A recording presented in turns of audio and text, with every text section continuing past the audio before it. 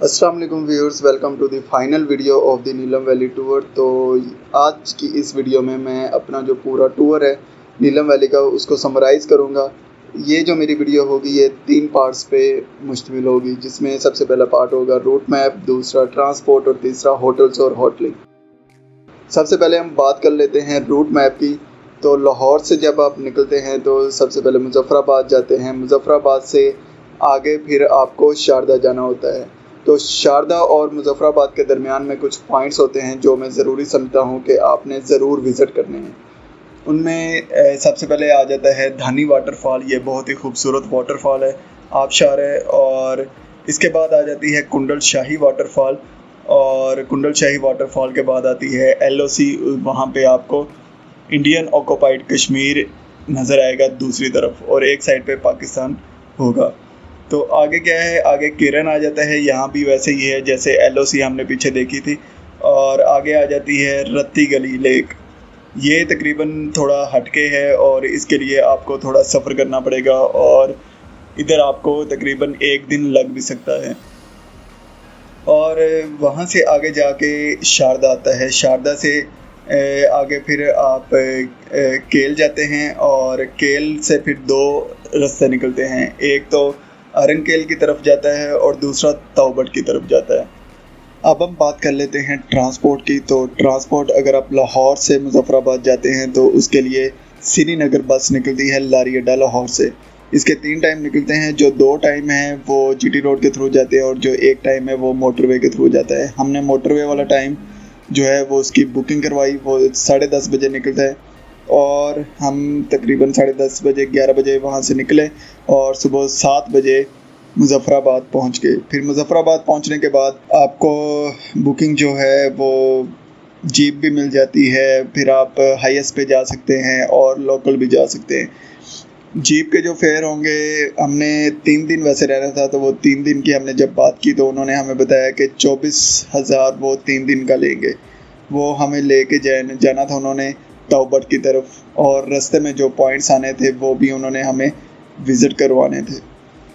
तो 24,000 वो था, लेकिन वो हमने नहीं करवाई। फिर लोकल का हमने पता किया, तो लोकल जो थी वहाँ पे बस, वो उनका किराया था तकरीबन 550।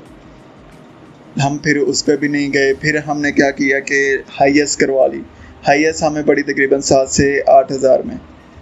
तो अगर वो लोकल जाती तो उसका तकरीबन 480 किराया था।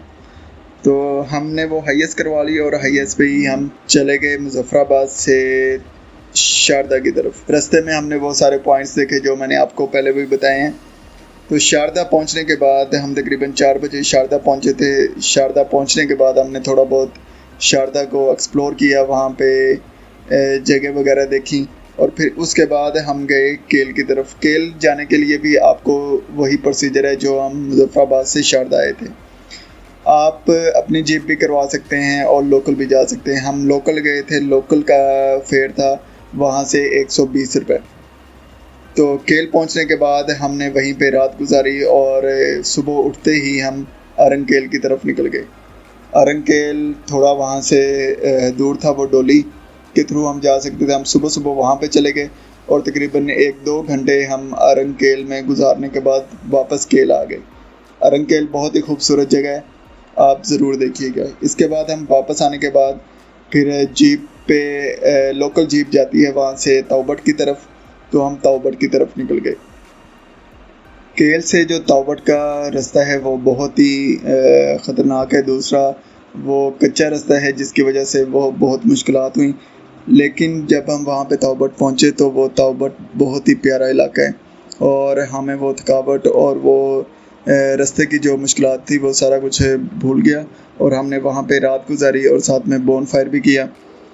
फिर हम सुबह सवेरे हम निकल आए जीप के थ्रू ही वापस केल की तरफ। उस वक्त केल से तौबट की जीप का जो फेयर था वो 480 रुपये था।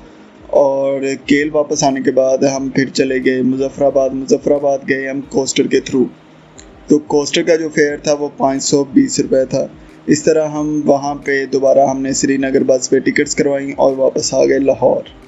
अब हम बात कर लेते हैं होटल्स और होटलिंग की। तो जब आप मुज़फ़्फ़राबाद से शारदा की तरफ जाते हैं तो रास्ते में डिफरेंट पॉइंट्स विज़िट करने के बाद जो मैंने आपको पहले बताए हैं, आगे आती है रत्ती गली। रत्ती गली अगर आप जाते हैं तो आपको रत्ती गली में स्टे करना पड़ेगा, क्योंकि वो थोड़ा दूर है और वहाँ पे जाते जाते आपको शाम हो जाएगी। फिर उसके बाद अगर आप स्टे नहीं करते तो आपको आना पड़ेगा शारदा, और शारदा में अगर आप स्टे करना चाहें तो कर सकते हैं, या आगे सीधा केल भी जा सकते हैं।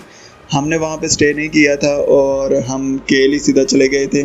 शारदा में आपको तकरीबन 1000 से 1500 रुपये में एक रूम मिल जाता है, और हमने स्टे किया था आगे केल जाके। केल में भी आपको 1000 रुपये से शुरू होकर 3000 तक, जितना महंगा आप कमरा लेना चाहें आपको मिल जाता है। हमने जो रूम लिया था वो 3000 में हमें पड़ा था, और उसमें गीज़र की फैसिलिटी भी थी, गर्म पानी की फैसिलिटी भी थी।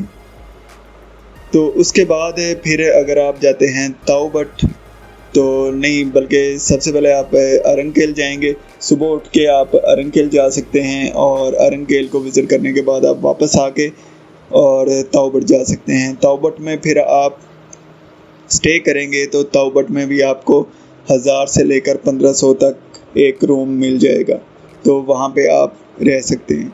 अगर हम बात करें खाने की, तो खाना हमने जो है वो अपना, हमने कढ़ाई भी बनवाई थी, मछली भी बनवाई थी। तो जो सारा हमारा एक्सपेंस हुआ था, जो एक्सपेंस की अगर बात कर लें तो पर हेड हमारा जो एक्सपेंस हुआ था वो 9500 पर हेड हमारा एक्सपेंस हुआ था इस टूर का।